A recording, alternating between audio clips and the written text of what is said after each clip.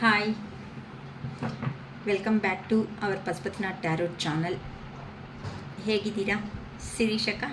Super strong and healthy ಅಷ್ಟೇ ಅಲ್ವೇನ್ರಿ. ನಾವು ಈ ಮಾತನ್ನೋದು ಮತ್ತೆ ಮತ್ತೆ ಹೇಳ್ಕೊತ ಇರೋದ್ರಿಂದ ರಿಯಲಿ ನಮಗೆ ಇಲ್ದಿರೋವಂಥ ಪಾಸಿಟಿವ್ ವೈಬ್ರೇಷನ್ ಅನ್ನೋದು ನಮ್ಮ ಲೈಫಲ್ಲಿ ಬರೋ ಚಾನ್ಸಸ್ ಇದೆ ಅಂತ ಹೇಳ್ಬೋದು. ಹೌದಲ್ವಾ?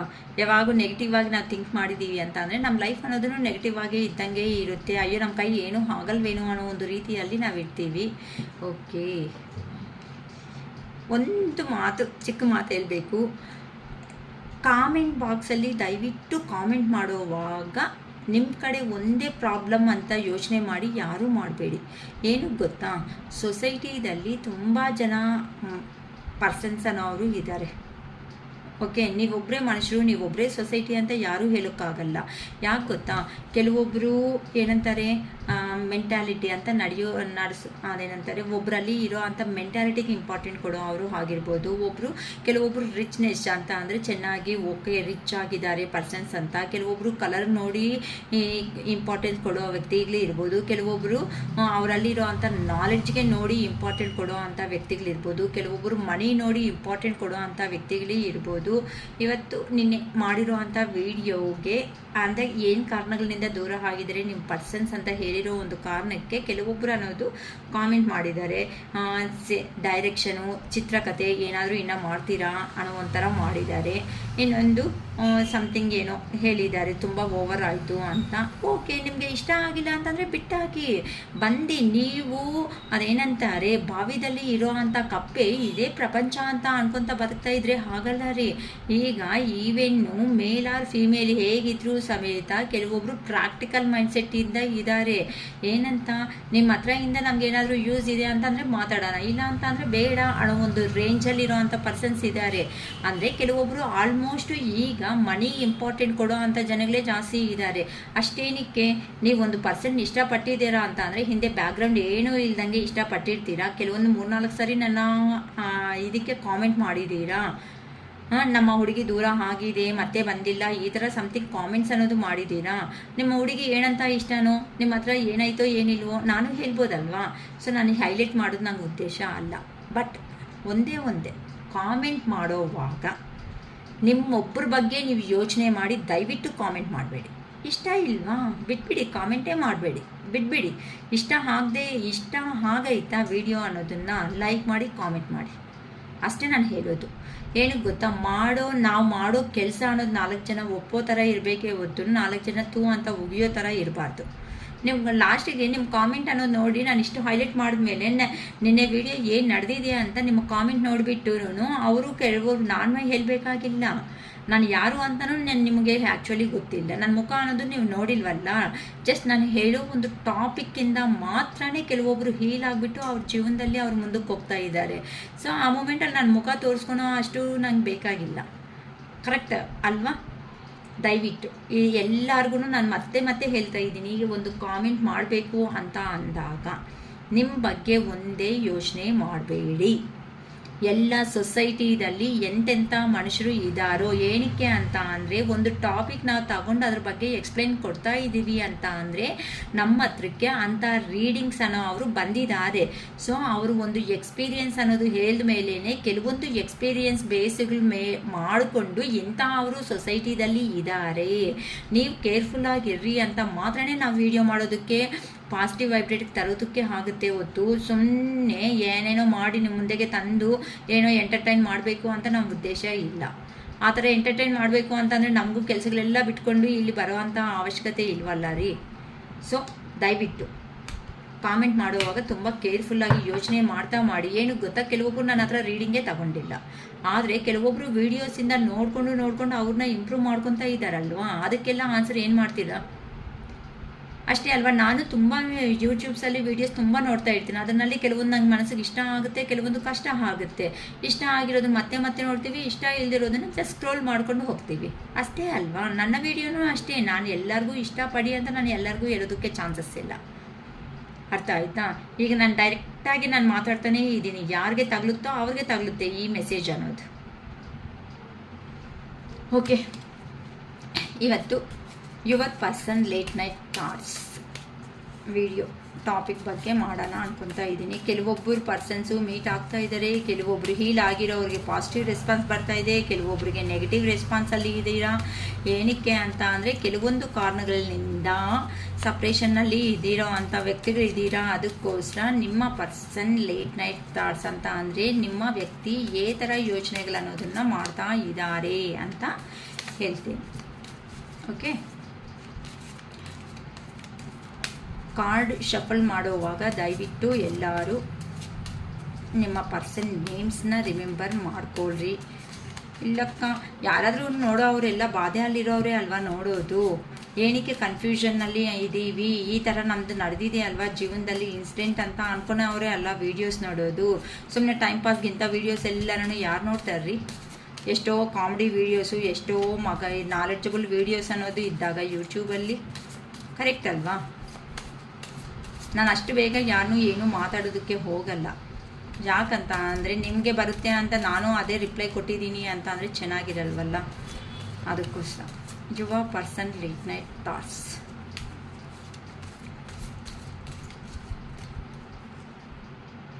The tower,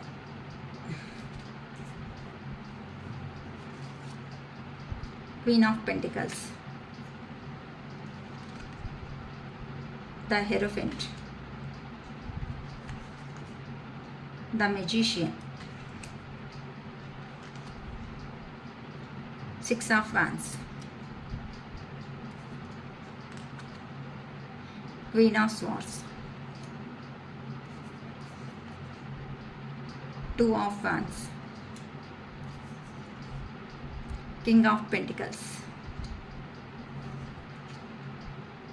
strength, 8 of pentacles,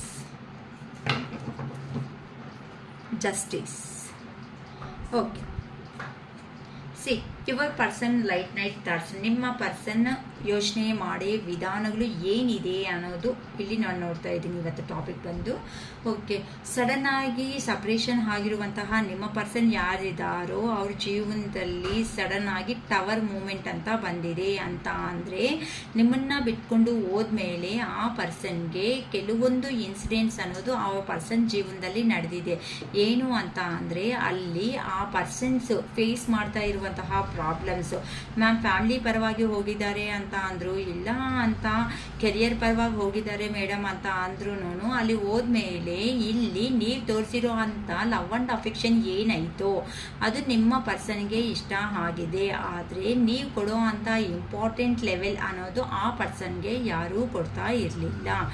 okay, ಅದಕ್ಕೋಸ್ಕರನೇ ಈ ಕಡೆ ಈ ಥರ ನಿಮ್ಮ ವ್ಯಾಲ್ಯೂ ಅನ್ನೋದು ಸಪ್ರೇಷನ್ ಆದಮೇಲೆ ನಿಮ್ಮ ಪರ್ಸನ್ಗೆ ಕ್ಲಿಯರ್ ಆಗಿ ಯೂನಿವರ್ಸ್ ಕಡೆಯಿಂದ ಅರ್ಥ ಮಾಡೋ ಥರ ಯೂನಿವರ್ಸೇ ಮಾಡಿದ್ದಾರೆ. ಏನಕ್ಕಂತ ಅಂದರೆ ಪ್ರೀವಿಯಸ್ಸಲ್ಲಿ ನೀವು ಹೇಳಿರೋ ಮಾತುಗಳು ಏನಾಯಿತೋ ಆ ಮಾತುಗಳು ಅನ್ನೋದು ಈಗ ನಿಮ್ಮ ಪರ್ಸನ್ಗೆ ಮತ್ತೆ ಮತ್ತೆ ರಿಮೆಂಬರ್ ಮಾಡ್ಕೊಳ್ತಾ ಇದ್ದಾರೆ. ಏನಕ್ಕೆ ಅಂತ ಅಂದರೆ ಅಲ್ಲಿ ಹೋದ್ಮೇಲೆ ಆ ಪರ್ಸನ್ಗೆ ಇಂಪಾರ್ಟೆಂಟ್ ಕೊಟ್ಟಿಲ್ಲ ಅಂತ ಅಂದರೆ ನಿಮಗೆ ಕೊಟ್ಟಿರೋ ಅಂಥ ನೋವಿಗೆ ಆ ಪರ್ಸನ್ಗೆ ಏನಾಗಿದೆ ಅಂತ ಅಂದರೆ ಕರ್ಮ ಯಾರನ್ನೂ ಬಿಡಲ್ಲ ಅಂತ ನಾವು ತುಂಬ ಸಾರಿ ಹೇಳ್ತಾ ಇರ್ತೀವಿ.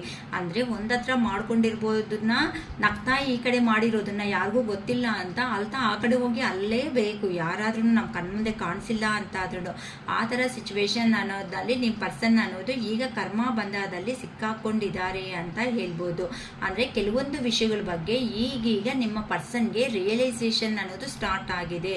ಅದಕ್ಕೋಸ್ಕರನೇ ಈಗ ನೀವೇನು ಮಾಡಿದ್ದೀರೋ ಅಂತ ಅಂದರೆ ಪ್ರೀವಿಯಸ್ಸಲ್ಲಿ ಪಾಸ್ಟಲ್ಲಿ ನೀವೇನು ಮಾಡಿದ್ದೀರೋ, ನೀವು ಏ ಥರ ಆ ಪರ್ಸನ್ನ ಹೀಲ್ ಮಾಡ್ತಾ ಇದ್ರು ಅಂತ ಅಂದರೆ ನೀವು ತೋರಿಸಿರೋ ಅಂಥ ಲವ್ ಆ್ಯಂಡ್ ಅಫೆಕ್ಷನ್ ಆ ಪರ್ಸನ್ಗೆ ನೆನಪು ಅನ್ನೋದು ತುಂಬ ಬರ್ತಾ ಇದೆ. ಕೆಲವೊಬ್ರು ಅಂತೂ ಫೈನಾನ್ಷಿಯಲ್ಲಿನೂ ಸರ್ವಿಸ್ ಅನ್ನೋದನ್ನು ಕೊಟ್ಟಿದ್ದೀರಾ ಅಂತಂದರೆ ಫೈನಾನ್ಸ್ ಸಮೇತ ಪ್ರೊವೈಡ್ ಮಾಡಿದ್ದೀರಾ ಅಂತ ಅಂದರೆ ಮನಿ ಹೆಲ್ಪ್ ಅನ್ನೋದು ಮಾಡಿದ್ದೀರಾ, ಎಮೋಷ್ನಲ್ ಬ್ಯಾಲೆನ್ಸ್ ಅನ್ನೋದು ಕೊಟ್ಟಿದ್ದೀರಾ. ಆ ಪರ್ಸನ್ಗೆ ಬೇಕು ಅಂತ ಅಂದಾಗೆಲ್ಲ ಆ ಪರ್ಸನ್ಗೆ ನಾನು ಇದ್ದೀನಿ ಅನ್ನೋ ಒಂದು ಸಹಾಯ, ಹೆಲ್ಪ್ ಅನ್ನೋದನ್ನು ಕೊಟ್ಟಿದ್ದೀರಾ. ಹಂಗಾಗಿ ನಿಮ್ಮ ಪರ್ಸನ್ ಅನ್ನೋ ಅವರು ನಿಮಗೆ ದೂರ ಅನ್ನೋದು ಆದಮೇಲೆ ಅಲ್ಲಿ ಇದ್ದು ಈಗ ಮನಿ ಅನ್ನೋದನ್ನ ಎರ್ನ್ ಮಾಡ್ಕೊತಾ ಇದ್ದಾರೆ. ಸೊ ನಾನು ನಮ್ಮ ಪರ್ಸನ್ನ ಇಷ್ಟು ನನ್ನ ಚೆನ್ನಾಗಿ ನೋಡ್ಕೊಂಡಿರೋ ಅವಳನ್ನ ನಾನು ಈ ಥರ ಬಿಟ್ಕೊಂಡು ಬಂದೆ ಅಲ್ವಾ ಅಂತ ಅಲ್ಲೇ ಇದ್ದು ಯೋಚನೆ ಮಾಡ್ತಾ ಇದ್ದಾರೆ. ಅದಕ್ಕೆ ಈಗ ನಿಮ್ಮ ಪರ್ಸನ್ ಅನ್ನೋ ಅವರು ಒಂದು ಸ್ಟೆಪ್ ಅನ್ನೋದು ತಗೋಬೇಕು ಅಂತ ಯೋಚನೆ ಮಾಡ್ತಾ ಇದ್ದಾರಮ್ಮ. ಅಂದರೆ ಇಲ್ಲಿ ಏನಾಗ್ತಾ ಇದೆ ಅಂದರೆ ಎಕ್ಸಾಕ್ಟಾಗಿ ಆ ಪರ್ಸನ್ ಕೊಟ್ಟಿರುವಂತಹ ಪೇನ್ ಆಯಿತೋ ಆ ಪೇನ್ನಿಂದ ನೀವು ಈಗ ಆ ಎಮೋಷನ್ ಅನ್ನೋದನ್ನು ಕಡಿಮೆ ಮಾಡ್ಕೊತ ನಿಮ್ಮ ಲೈಫ್ ಕಡೆ ನೀವು ಒಂದು ಸ್ಟೆಪ್ ಅನ್ನೋದು ಮುಂದಕ್ಕೆ ಹಾಕ್ತಾ ಇದ್ದೀರಾ. ಅದಕ್ಕೋಸ್ಕರನೇ ನಿಮ್ಮ ಜೀವನದ ಕಡೆ ನೀವು ಕಾನ್ಸಂಟ್ರೇಷನ್ ಮಾಡ್ತಾ ಇರೋ ಅಷ್ಟೊತ್ತಕ್ಕೆ ನೀವು ಮನಿ ಎರ್ನಿಂಗ್ ಅನ್ನೋದು ಮಾಡ್ಕೊಂಡಿದ್ದೀರಾ. ನಮಗೂ ಏನೂ ಕಡಿಮೆ ಇಲ್ಲ ಅನ್ನೋ ಥರ ಕೆಲವೊಬ್ಬರು ಅಂತ ಹೀಲ್ ಆಗಿದ್ದೀರಾ. ಆದರೆ ನಿಮ್ಮಲ್ಲಿ ಈಗ ಸದ್ಯಕ್ಕೆ ಅಂದರೆ ಪ್ರೆಸೆಂಟಲ್ಲಿ ನಿಮಗೂ ಪೇಯ್ನ್ ಅನ್ನೋದು ಇದೆ, ನೋವು ಅನ್ನೋದು ಇದೆ. ಆದರೆ ಆ ನೋವು ಅನ್ನೋದು ಕೆಲವೊಬ್ಬರು ತೋರಿಸೋದಕ್ಕೆ ನಿಮ್ಮ ಪರ್ಸನ್ಸ್ಗೆ ಇಂಟ್ರೆಸ್ಟ್ ತೋರಿಸ್ತಾ ಇಲ್ಲ. ಏನಕ್ಕೆ ಅಂತಂದರೆ ಇಲ್ಲಿ ಒಂದೇ ಪಾಯಿಂಟೇ ಹೇಳ್ಕೋಬೇಕಮ್ಮ. ನಾವು ಒಬ್ರ ಹತ್ರ ಹೋಗಿ ಕಷ್ಟ ಅನ್ನೋದು ಹೇಳ್ತಾ ಇದ್ದೀವಿ, ನಮ್ಮ ಪ್ರಾಬ್ಲಮ್ಸ್ ಅನ್ನೋದು ಹೇಳ್ತಾ ಇದ್ದೀವಿ ಅಂತ ಅಂದರೆ ಆ ಪರ್ಸನ್ಸಿಂದ ನಮ್ಗೇನು ಬರಬೇಕು ಹೇಳಿ, ಪಾಸಿಟಿವ್ ಆಗಿ ರೆಸ್ಪಾನ್ಸ್ ಅನ್ನೋದು ಬರಬೇಕು. ಇಲ್ಲ ನಾವು ಇದ್ದೀವಿ ಬಿಡು, ಇಲ್ಲ ಅಂತಂದರೆ ನಾವು ಹೇಳ್ತೇವೆ ನಾವು ಮಾಡ್ತೀವಿ ಬಿಡು, ಸಹಾಯ ಅನ್ನೋದು ನಮಗೆ ಬರಬೇಕು. ಇಲ್ಲ ಅಂತಂದರೆ ಈಗ ಒಂದು 100 ಜನ ಇರ್ತಾರೆ, 100 ಜನದಲ್ಲಿ ಹೇಗಿದೆಯಮ್ಮ ಹೇಗಿದೆಯಪ್ಪ ಅಂತ ಕೇಳಿದ ತಕ್ಷಣ ಏನಂತೆ ನಾನು ಸೂಪರು, ನಾನು ಚೆನ್ನಾಗಿದ್ದೀನಿ, ನನಗೆ ಏನು ಪ್ರಾಬ್ಲಮ್ ಇಲ್ಲ ಅನ್ನೋ ಥರ ಹೇಳ್ತೀರ. ಆದರೆ ಆ 100 ಜನದಲ್ಲಿ ನಿಮಗೆ ಇಷ್ಟ ಆಗಿರೋ ಅಂಥ ವ್ಯಕ್ತಿ ಇದ್ದರೆ ಮಾತ್ರ ಆ ಪರ್ಸನ್ ಹತ್ರ ನಿಮ್ಮ ಪ್ರಾಬ್ಲಮ್ಸ್ ಎಲ್ಲ ಹೇಳ್ತೀರಾ. ಯಾಕೆ ಅವ್ರ ಹತ್ರ ಮಾತ್ರನೇ ಹೇಳ್ತೀರಾ, ಮಿಕ್ಕಿರೋವ್ರ ಹತ್ರ ಏನಕ್ಕೆ ಹೇಳ್ತಾ ಇಲ್ಲ ಅಂದರೆ ಆ 100 ಜನದಲ್ಲಿ 99 ಮೆಂಬರ್ಸು ಅವರು ನಿಮಗೆ ಹೆಲ್ಪ್ ಮಾಡಲ್ಲ ಅಂತ ನಿಮ್ಗೆ ಗೊತ್ತು. ಹೇಗಿದ್ದೀರಾ, ಕೆಲವೊಬ್ರಿಗೆ ಹೇಳಿದ್ದೀರಾ ಅಂತ ಅಂದರೆ ಅದನ್ನು ಕಾಮಿಡಿ ಪೀಸಾಗಿ ಮಾಡಿಬಿಟ್ಟು ಕಾಮಿಡಿ ಪೀಸಾಗಿ ನಿಮ್ಮನ್ನು ನೋಡ್ತಾರೆ ಅಂತ ನಿಮಗೆ ಒಂದು ಮೈಂಡಲ್ಲಿ ಸಸ್ಪೆನ್ಸ್ ಅನ್ನೋದು ಹೇಳ್ತಾ ಇರುತ್ತೆ. ಅದಕ್ಕೆ ಒಂದು ಪರ್ಸನ್ ಹತ್ರನೇ ಅವೆಲ್ಲ ಹೇಳ್ತೀರಾ. ಅರ್ಥ ಆಗ್ತಾಯಿತಾ? ಅದಕ್ಕೋಸ್ಕರನೇ ಈ ಥರ ನಿಮ್ಮ ಎಮೋಷ್ನಲ್ ನೀಡ್ಸ್ ಏನಾದರೂ ಆಯಿತು, ಫೈನಾನ್ಷಿಯಲಿ ಅಂದರೆ ನಿಮ್ಮಲ್ಲಿ A to Z ಇರೋವಂಥ ಪ್ರಾಬ್ಲಮ್ ಅನ್ನೋದು ಆ ಪರ್ಸನ್ ಹತ್ರನೇ ಶೇರ್ ಮಾಡ್ಕೊಂಡಿದ್ದೀರಾ. ಅದಕ್ಕೋಸ್ಕರ ನೀವು ಮಾಡಿರೋ ಅಂಥ ಪೇಯ್ನ್ ಅಂತ ಅಂದರೆ ಸಡನ್ನಾಗಿ ನಿಮ್ಮಿಬ್ಬರ ಮಧ್ಯೆ ಟವರ್ ಮೂಮೆಂಟ್ ಬಂದಿದೆ ಅಂತ ಅಂದರೆ ಕೆಲವೊಂದು ಕಾರಣಗಳಿಂದ ನೀವು ದೂರ ಆಗಿಬಿಟ್ಟಿದ್ದೀರಾ. ಅದಕ್ಕೆ ಅಲ್ಲಿ ನಿಮ್ಮ ಪರ್ಸನು ಏನೂ ಹೇಳಿಲ್ಲ, ಈ ಪರ್ಸನ್ ಬರ್ತಾರಾ ಬರಲ್ವಾ, ಏನು ಮಾಡ್ತಾರೆ ಏನು ಮಾಡಲ್ಲ ಅಂತ ನಿಮ್ಮ ಪರ್ಸನ್ ಅನ್ನೋ ಅವರು ಲೈಫಲ್ಲಿ ಮುಂದಕ್ಕೆ ಹೋಗ್ಬಿಟ್ಟು ಆ ಪರ್ಸನು ಸಮೇತ ನನ್ನ ಲೈಫ್ ನನಗೆ ಇಂಪಾರ್ಟೆಂಟ್ ಅನ್ನೋ ಥರ ರೆಡಿ ಆಗಿಬಿಟ್ಟಿದ್ದಾರೆ. ಅದಕ್ಕೋಸ್ಕರ ನಿಮಗೆ ಒಂಥರ ಗಿಲ್ಟಿನೆಸ್ ಅಂದರೆ ಏ ಥರ ಹೋಗಬೇಕು, ಈಗ ಏ ಥರ ಮಾತಾಡಬೇಕು ನನ್ನ ಪರ್ಸನ್ನ, ಈಗ ಹೋದರೆ ಒಪ್ಕೊತಾರೋ ಒಪ್ಕೊಳಲ್ವೋ ಅಂತ ಒಂದು ಫಿಯರ್ ಅನ್ನೋದು ನಿಮ್ಮಲ್ಲಿ ಸ್ಟಾರ್ಟ್ ಆಗಿಬಿಟ್ಟಿದೆ ಅಂತ ಅಂದರೆ ನಿಮ್ಮ ಪರ್ಸನ್ ಮೈಂಡಲ್ಲಿ ಇದೆಲ್ಲ ಯೋಚನೆ ಮಾಡ್ತಾ ಇದ್ದಾರೆ.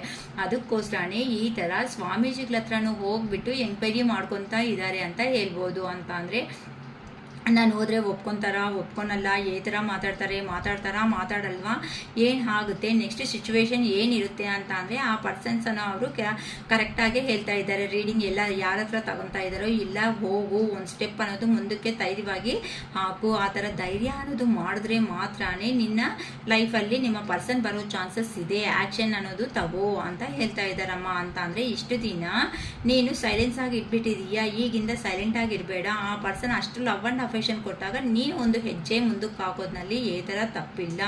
ಹೋಗ್ಬಿಟ್ಟು ಒಪ್ಪಿಸ್ಕೊಂಡು ಏನು ಅಂತ ಅಟ್ಲೀಸ್ಟ್ ಪ್ರಾಬ್ಲಮ್ ಆದರೂ ಶೇರ್ ಮಾಡು, ಒಪ್ಕೊತಾರೇನೋ ಅನ್ನೋ ಒಂದು ರೇಂಜ್ ಆಗಿ ಆ ಸ್ವಾಮೀಜಿಗಳು ಸಮೇತ ನಿಮ್ಮ ಪರ್ಸನ್ಗೆ ಗೈಡೆನ್ಸ್ ಅನ್ನೋದನ್ನು ಕೊಡ್ತಾ ಇದ್ದಾರೆ. ಅದಕ್ಕೆ ನಿಮ್ಮ ಪರ್ಸನ್ ಏನೋ ಒಂದು ಸೆಕೆಂಡ್ ಚಾನ್ಸ್ ಆದರೂ ಕೇಳಬೇಕು, ಇಲ್ಲ ಲೈಫಲ್ಲಿ ಒಂದು ಗುಡ್ ಫ್ರೆಂಡ್ ಆಗೋ, ಇಲ್ಲ ಅಂತ ಅಂದರೆ ಏನೋ ಒಂದು ಅಂದರೆ ಅಟ್ಲೀಸ್ಟ್ ನಿಮಗೆ ಕಾಂಟ್ಯಾಕ್ಟಲ್ಲಿ ಇರುವಂತಹ ಥರ ಆ ಪರ್ಸನ್ ಅನ್ನೋರು ಯೋಚನೆ ಮಾಡಿಕೊಂಡು ನಿಮ್ಮ ಹತ್ರಕ್ಕೆ ಬರ್ತಾ ಇದ್ದಾರೆ. ಏನಕ್ಕೆ ಅಂತ ಅಂದರೆ ನಿಮ್ಮ ಹತ್ರ ಇದ್ದರೆ ಮಾತ್ರನೇ ಬೆಲೆ ಜಾಸ್ತಿ. ಮೇ ಬಿ ನನಗೆ ಇಲ್ಲಿ ಏ ಥರ ಕಾಣಿಸ್ತಾ ಇದ್ದಾರೆ ಅಂತ ಅಂದರೆ ಪಬ್ಲಿಕ್ಕಲ್ಲಿ ಹೆಸರಿರೋ ಅಂಥ ಪರ್ಸನ್ಸ್ ಕಾಣಿಸ್ತಾ ಇದ್ದೀರಾ. ನೆಕ್ಸ್ಟ್ ಬಂದು ಒಳ್ಳೆ ಹೆಸರು ಅಂದರೆ ಜನಗಳಲ್ಲಿ ಒಂದೇ ಪೊಲಿಟಿಷಿಯನ್ಸ್ ಸಮಥಿಂಗ್, ಇಲ್ಲ ಅಂತ ಅಂದರೆ ಒಳ್ಳೆ ಬೆಟರ್ ಪೊಸಿಷನ್ನಲ್ಲಿ ಇರುವಂತಹ ಡಾಕ್ಟರ್ಸ್ ಆಗಲಿ, ಇಲ್ಲ ನರ್ಸಸ್ ಆಗಲಿ, ಇಲ್ಲ ಅಂತಂದರೆ ಗೌರ್ಮೆಂಟ್ ಎಂಪ್ಲಾಯರ್ಸ್ ಆಗಲಿ, ಇಂಥವ್ರೆಲ್ಲರೂ ಕಾಣಿಸ್ತಾ ಇದ್ದೀರಮ್ಮ ನನಗೆ. ಸೊ ಅದಕ್ಕೋಸ್ಕರ ಜನಗಳಲ್ಲಿ ಹೆಸರಿರೋ ಅಂಥ ವ್ಯಕ್ತಿ ಅಂತಲೂ ಹೇಳ್ಬೋದು ನಿಮ್ಮ ಪರ್ಸನ್ ಬಗ್ಗೆ. ಅಂಥ ಪರ್ಸನ್ನು ಈಗ ನಿಮ್ಮ ಲೈಫಲ್ಲಿ ನಿಮ್ಮಕ್ಕೋಸ್ಕರ ಹೇಗಾದರೂ ಸಮೇತ ನನ್ನ ಪರ್ಸನ್ನ ನನಗೆ ಒಪ್ಪಿಸ್ಕೊಳೋದಕ್ಕೆ ಆಗುತ್ತೆ. ಜನಗಳಲ್ಲಿ ನನ್ನ ಪರ್ಸನ್ಗೂ ಸಮೇತ ಒಂದು ಹೆಸರು ಅನ್ನೋದು ಕೊಡಬೇಕು. ನಾನು ಈ ಥರ ಬಿಟ್ಕೊಂಡು ಬಂದಿದ್ದು ತಪ್ಪಾಯ್ತಲ್ವಾ ಅಂತ ನಿಮ್ಮ ಪರ್ಸನ್ ರಿಯಲೈಸೇಷನ್ ಆಗಿಬಿಟ್ಟು ಆ ಪರ್ಸನ್ನಲ್ಲಿ ಧೈರ್ಯ ಅನ್ನೋದನ್ನ ತುಂಬಿಸ್ಕೊಂಡು ನಿಮ್ಮ ಹತ್ರಕ್ಕೆ ಬರ್ತಾರೆ ಅಂತ ಹೇಳ್ಬೋದು. ಯಾಕಂತ ಅಂದರೆ ಇಷ್ಟು ದಿನ ಅಂತ ಅಂದರೆ ಆ ಪರ್ಸನ್ಗೆ ಧೈರ್ಯ ಅನ್ನೋದು ಸಾಕಾಗ್ತಾ ಇರಲಿಲ್ಲ. ಯಾಕಂತ ಅಂದರೆ ಅವ್ರ ಲೈಫಲ್ಲಿ ನಿಮಗೆ ಗೊತ್ತಿಲ್ದಂಗೆ ಅವ್ರನ್ನ ನಿಮ್ಮ ಪರ್ಸನ್ನ ಕಂಟ್ರೋಲ್ ಮಾಡೋ ಅಂಥ ವ್ಯಕ್ತಿಗಳು ಸಮೇತ ಇದ್ದಾರೆ. ಇಲ್ಲಿ ಒಂದು ಲೇಡಿ ಫಿಗರ್ ಅನ್ನೋರು ಕಾಣಿಸ್ತಾ ಇದ್ದಾರಮ್ಮ. ಮೇ ಬಿ ಅವ್ರ ಅಮ್ಮ ಅಕ್ಕ ಯಾವ್ದೋ ಈ ಥರ ಲೇಡಿ ಫಿಗರ್ಸ್ ನಿಮ್ಮ ಪರ್ಸನ್ ಅನ್ನೋದನ್ನ ಕಂಟ್ರೋಲ್ ಮಾಡ್ತಾ ಇದ್ದಾರೆ. ಅದಕ್ಕೋಸ್ಕರ ಅಟ್ಲೀಸ್ಟ್ ಅವ್ರಿಗೆ ಗೊತ್ತಿಲ್ದಂಗೆ ಸಮೇತ ನಿಮ್ಮ ಹತ್ರಕ್ಕೆ ಬರಬೇಕು ಅಂತ ನಿಮ್ಮ ಪರ್ಸನ್ ಅನ್ನೋ ಅವರು ಈ ಥರ ಬೌಂಡ್ರಿ ಹಾಕ್ಕೊಂಡು ಅದನ್ನಲ್ಲೇ ನನ್ನ ಲೈಫ್ ಕಂಪ್ಲೀಟ್ ಆಯ್ತೇನೋ ಅಂತ ಭಯ ಬೀಳ್ತಾ ಇರೋ ಅಂತಹ ವ್ಯಕ್ತಿ ನಿಮ್ಮ ವ್ಯಕ್ತಿ ಯಾರಿದ್ದಾರೋ ಅವರು ಅಂದರೆ ಒಂದು ಪರ್ಸನ್ಗೆ ಭಯ ಅನ್ನೋದನ್ನ ತುಂಬ ಬೀಳ್ತಾರಮ್ಮ ಈ ಪರ್ಸನ್, ನಿಮ್ಮ ಪರ್ಸನ್ ಅನ್ನೋ ಅವರು. ಅಂತಹ ವ್ಯಕ್ತಿ ಅವ್ರಿಗೆ ಗೊತ್ತಿಲ್ದಂಗೋ ಆದರೂ ಸಮೇತ ನಾನು ನನ್ನ ಪರ್ಸನ್ ಹತ್ರಕ್ಕೆ ಟ್ರಾವೆಲ್ ಲಾಂಗ್ ಡಿಸ್ಟೆನ್ಸ್ ಅನ್ನಿಸ್ತಾ ಇದೆ ಇಲ್ಲಿ ಯಾರಿಗೂ, ಓಕೆನಾ. ಲಾಂಗ್ ಡಿಸ್ಟೆನ್ಸಿಂದ ಟ್ರಾವೆಲ್ ಮಾಡ್ಕೊಂಡಾದ್ರೂ ಹೋಗಿ ನಮ್ಮ ಪರ್ಸನ್ನ ಈ ಥರ ಅವ್ರ ಮನಸ್ಸಲ್ಲಿ ಸಮಥಿಂಗ್ ಆಲ್ರೆಡಿ ಪ್ಲಾನಿಂಗ್ ಅನ್ನೋದನ್ನ ರೆಡಿ ಮಾಡ್ಕೊಂಡಿದ್ದಾರೆ. ಪ್ರೋಗ್ರೆಸ್ ಅನ್ನೋದು ನೆಕ್ಸ್ಟ್ ಏನು ಡೆಸಿಷನ್ ತಗೋಬೇಕು ಅಂತ ಎಲ್ಲನೂ ರೆಡಿ ಆಗಿದೆ ನಿಮ್ಮ ಪರ್ಸನ್ ಮೈಂಡಲ್ಲಿ. ಖಂಡಿತ ಟ್ರಾವೆಲ್ ಮಾಡಿಕೊಂಡು ನಿಮ್ಮ ಹತ್ರಕ್ಕೆ ಬಂದು ಆ ಪರ್ಸನ್ನು ಕೆಲವೊಂದು ವಿಷಯಗಳು ಅನ್ನೋದನ್ನು ಶೇರ್ ಮಾಡ್ಕೊಳೋದಕ್ಕೆ ರೆಡಿ ಆಗಿದ್ದಾರೆ. ಏನಕ್ಕೆ ಅಂತ ಅಂದರೆ ಆ ಪರ್ಸನ್ಗೆ ಬಿಫೋರ್ ತುಂಬ ಸಿಕ್ಕಾಪಟ್ಟೆ ಕೋಪ ಅಂತ ಅಂದರೆ ಮೂಗ್ ಮೇಲೆ ಕೋಪ ಅಂತಾರಲ್ಲ ಆ ಥರ ನಿಮ್ಮ ಪರ್ಸನ್ ಅನ್ನೋ ಅವರು ಪದೇ ಪದೇ ನಾನು ಹೇಳಿರೋದೇ ನಡಿಬೇಕು, ನಾನು ಆಗಿರೋದೇ ಕಂಪ್ಲೀಟ್ ಮಾಡಬೇಕು, ನನಗೆ ಏನು ಹೇಳ್ದಂಗೆ ನೀನು ಮಾಡೋಂಗೆ ಇಲ್ಲ, ಈ ಥರ ಕಂಡೀಷನ್ಸನ್ನು ಕೆಲವೊಬ್ಬರು ಲೈಫಲ್ಲಿ ಇಟ್ಟಂಗೂ ಕಾಣಿಸ್ತಾ ಇದೆ. ಸೊ ಈ ಥರ ಇರುವಂತಹ ನಿಮ್ಮ ಪರ್ಸನ್ ಈಗ ಏನಾಗಿದೆ ಅಂತ ಅಂದರೆ ನಾನು ಮಾಡಿದ್ದು ತಪ್ಪಲ್ಲ ಅಂತ ನಾನು ಹೇಳ್ದಂಗೆ ನಾನು ಸಪ್ರೇಷನ್ ಬಂದುಬಿಟ್ಟೆ, ನಾನು ಏನೂ ಹೇಳಿಲ್ಲ. ಆದರೆ ಈಗ ನನ್ನ ಪರ್ಸನ್ ಈ ಥರ ಸಿಚುವೇಶನ್ಸಲ್ಲಿ ಇರ್ತಾರೆ, ನಾನು ಮಾಡಿದ್ದು ತಪ್ಪು ಅಂತ. ಅಷ್ಟೇ ಅಲ್ವೇ ನಮ್ಮ ದೂರದಕ್ಕೆ ಒಂದು ಪರ್ಸನ್ ಅನ್ನೋ ಅವರು 24 ಗಂಟೆ ನಿಮ್ಮ ಹತ್ರ ಮಾತಾಡ್ತಾ ನಿಮ್ಮ ಹತ್ರ ಇದ್ದರೆ ಆ ಪರ್ಸನ್ಗೆ ಬೆಲೆ ಅನ್ನೋದಿರಲ್ಲ. ಆ ಪರ್ಸನ್ ದೂರ ಆದಮೇಲೆ ಏನಾಗುತ್ತೆ ಆಟೋಮೆಟಿಕ್ಕಾಗಿ ಆ ಪರ್ಸನ್ ಬಗ್ಗೆ ಯೋಚನೆಗಳು ಸ್ಟಾರ್ಟ್ ಆಗುತ್ತೆ. ಅಂದರೆ ಏನು ನಮ್ಮಲ್ಲಿ ಮಿಸ್ಟೇಕ್ ಆಯಿತಾ ಅಲ್ಲಿ ಮಿಸ್ಟೇಕ್ ಆಯಿತಾ ಅಂತ ಯೋಚನೆ ಮಾಡೋ ಕೆಪಾಸಿಟಿ ಅನ್ನೋದು ನಿಮ್ಮಲ್ಲಿ ಇರುತ್ತೆ. ಆ ಥರನೇ ನಿಮ್ಮ ಪರ್ಸನ್ ಅನ್ನೋ ಅವರು ದೂರ ಅನ್ನೋದು ಆದಮೇಲೆ ಈ ಥರ ಟವರ್ ಪ್ರಾಬ್ಲಮ್ ಅಂತ ಅಂದರೆ ಸಮಥಿಂಗ್ ಕೆಲವೊಂದು ಪ್ರಾಬ್ಲಮ್ಸಿಂದ ಹೋದ್ಮೇಲೆ ಗೊತ್ತಾಗಿದೆ ನಿಮ್ಮ ಬೆಲೆ ಅನ್ನೋದು. ಅದಕ್ಕೆ ಆರೋಗ್ಯನೂ ಚೆನ್ನಾಗಿಲ್ಲ, ಹೆವಿ ವರ್ಕ್ ಬಿಸಿ ಅಲ್ಲಿನೂ ಆಗಿಬಿಟ್ಟಿದ್ದಾರೆ. ಸೊ ಮನಿ ಅನ್ನೋದ್ರ ಮೇಲೆ ಎರ್ನಿಂಗ್ ಅನ್ನೋದು ಮಾಡ್ಕೊಂಡ್ಬಿಟ್ಟಿದ್ದಾರೆ ತುಂಬ ಅಂತ ಅಂದರೆ ಆ ಪರ್ಸನ್ಗೆ ಆರೋಗ್ಯ ಎಲ್ಲ ಕೆಡಿಸ್ಕೊಬಿಟ್ರು, ನಮ್ಗೆ ಬೇಕಾಗಿರೋ ಸಂಪಾದನೆ ಅನ್ನೋದನ್ನ ಮಾಡ್ಕೊಬಿಟ್ರು. ಬಟ್ ಇನ್ನು ಸಂಪಾದನೆ ಜಾಸ್ತಿ ಆಗ್ತಾ ಆ ಪರ್ಸನ್ಗೆ ಏನಂತ ಅನ್ಕೊತಾ ಇದ್ದಾರಂತ ಅಂದರೆ ಇಷ್ಟು ಸಂಪಾದನೆ ಮಾಡ್ತಾ ಇದ್ದೀನಲ್ವಾ, ನನ್ನ ಜೀವನದಲ್ಲಿ ನಾನು ಲಾಸ್ ಆಗಿತ್ತು ಏನು ಅಂತ ಈಗ ಯೋಚನೆ ಅನ್ನೋದು ನಿಮ್ಮ ಪರ್ಸನ್ಗೆ ಸ್ಟಾರ್ಟ್ ಆಗಿದೆ. ಅದಕ್ಕೋಸ್ಕರನೇ ಅವರು ಧೈರ್ಯ ಮಾಡಿಕೊಂಡು ಏನಾದರೂ ಒಂದು ಸ್ಟೆಪ್ ಅನ್ನೋದನ್ನು ತಗೊಂಡು ನನ್ನ ಪರ್ಸನ್ ಲೈಫಲ್ಲಿ ನಾನು ಹೋಗ್ಬಿಟ್ಟು ಮಾತಾಡಬೇಕು ಅಂತ ಈಗ ಪ್ರೆಸೆಂಟ್ ಅನ್ನೋದು ಸ್ಟ್ರೆಂತ್ಗೆ ಬರ್ತಾ ಇದ್ದಾರೆ ನಿಮ್ಮ ಪರ್ಸನ್ಸ್ ಅಂತ ಹೇಳ್ಬೋದು. ಅದಕ್ಕೋಸ್ಕರನೇ ಈಗ ಕಡೆ ಹೋಗಿದ್ದಾರೋ ಅಲ್ಲೇ ಜೀವನದಲ್ಲಿ ಕಷ್ಟ ಬೀಳ್ತಾ ಇನ್ನು ಸಂಪಾದನೆ ಕಡೆನೇ ಗಮನ ಕೊಟ್ಟು ಕೆಲವೊಬ್ರು ಸಂಪಾದನೆನೂ ಮಾಡ್ತಾ ಇದ್ದೀರಾ. ನೀವು ನೋಡಿದ್ರೆ ಒಳ್ಳೆ ಹೈ ಮೋರಲ್ಸ್ ಅಂತ ಅಂದರೆ ಟ್ರೆಡಿಷನ್ಗೆ ಇಂಪಾರ್ಟೆಂಟ್ ಕೊಡೋ ಅಂಥ ವ್ಯಕ್ತಿಗಳು ಅಂತ ಆ ಪರ್ಸನ್ಸ್ಗಾದರೆ ಕ್ಲಾರಿಟಿ ಅನ್ನೋದು ಖಂಡಿತ 100% ನೀಟಾಗಿ ಕ್ಲಾರಿಟಿ ಬಂದುಬಿಟ್ಟಿದೆ. ಅದಕ್ಕೋಸ್ಕರನೇ ನಿಮಗೂ ಒಂದು ಜಸ್ಟಿಸ್ ಅನ್ನೋದು ಮಾಡಲೇಬೇಕು. ಸುಮ್ಮನೆ ಹಳೆಯದಲ್ಲಿ ನಡೆದಿರೋ ಅಂಥದ್ದು ಅಂತ ಅಂದರೆ ಹೋಗಿರೋ ಅಂದರೆ ಪಾಸ್ಟಲ್ಲಿ ನಡೆದಿರೋದೇ ಇಟ್ಕೊಂಡು ಜೀವನದಲ್ಲಿ ಇದ್ದರೆ ಆಗಲ್ಲ.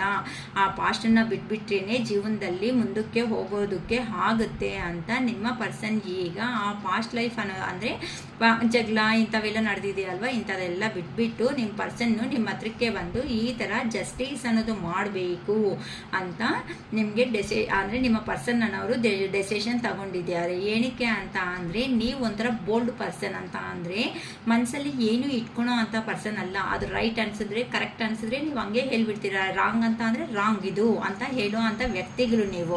ಅದಕ್ಕೋಸ್ಕರನೇ ನಿಮ್ಮಲ್ಲಿ ಇರುವಂತಹ ನಿಮ್ಮ ಒಳ್ಳೆತನ ಅನ್ನೋದು ಏನಾಯಿತು ಮದರ್ಲಿ ನೇಚರ್ ಅಂತ ಹೇಳ್ಬೋದು ಅಂತ ಅಂದರೆ ಎಷ್ಟೇ ಪೇಯ್ನ್ ಬಂದರೂ ಸಮೇತ ನಿಮ್ಮಲ್ಲೇ ಇಟ್ಕೊತೀರಿ ಹೊತ್ತು ನೋಡಿ ಇನ್ನೊಬ್ಬರ ಮೇಲೆ ರಿವೆಂಜ್ ತೀರಿಸ್ಕೊಂಡು ಹೋಗೋ ಅಂಥ ವ್ಯಕ್ತಿಗಳು ಅಲ್ಲ ಅಂತ ನಿಮ್ಮ ಪರ್ಸನ್ಸ್ಗೆ ಅಂದರೆ ಕ್ಲಾರಿಟಿ ಇರೋ ಒಂದು ಕಾರಣದಿಂದ ನಾನು ಯಾವ ಟೈಮ್ಗೆ ಹೋದ್ರೂ ಸಮೇತ ನಮ್ಮ ಪರ್ಸನ್ ಅನ್ನೋ ಅವರು ನನ್ನ 100% ಆ್ಯಸೆಪ್ಟ್ ಮಾಡೇ ಮಾಡ್ತಾರೆ ಅಂತ ಒಂದು ನಂಬಿಕೆಯಿಂದ ನಿಮ್ಮ ಪರ್ಸನ್ ಅನ್ನೋ ಅವರು ನಿಮ್ಮ ಲೈಫಲ್ಲಿ ಬರೋದಕ್ಕೆ ಜರ್ನಿ ಅನ್ನೋದನ್ನು ಸ್ಟಾರ್ಟ್ ಮಾಡ್ಕೊಂಡಿದ್ದಾರೆ. ಆಲ್ರೆಡಿ ಪ್ಲಾನಿಂಗ್ ಅನ್ನೋದು ನಡೆದೋಗಿದೆ, ಇನ್ನು ಬರೋದಕ್ಕೆ ಆ್ಯಕ್ಷನ್ ಮೋಡ್ಗೂ ಬಂದುಬಿಟ್ಟಿದ್ದಾರೆ ಕೆಲವೊಬ್ಬರು ವಿಷಯಗಳಲ್ಲಿ.